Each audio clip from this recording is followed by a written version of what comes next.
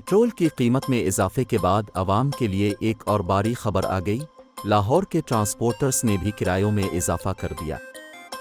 तफसीलात के मुताबिक पेट्रोल की कीमत में इजाफे के बाद लाहौर के ट्रांसपोर्टर्स ने भी किरायों में 15 से 20% तक इजाफा कर दिया।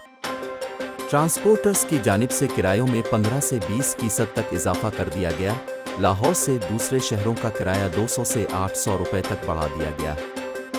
वाज़ेह रहे कि गुज़िश्ता रोज़ हुकूमत ने पेट्रोलियम मसनूआत की कीमतों में बड़ा इजाफा करके आवाम पर बम गिराया था। पेट्रोल की कीमत में 19 रुपये 95 पैसे इजाफा किया गया है, जिसके बाद पेट्रोल की नई कीमत 272 रुपये 95 पैसे हो गई। हुकूमत ने हाई स्पीड डीजल 19 रुपये 90 पैसे महंगा किया, जिसके बाद हाई स्पीड डीजल की नई कीमत 273 रुपये 40 पैसे हो गई।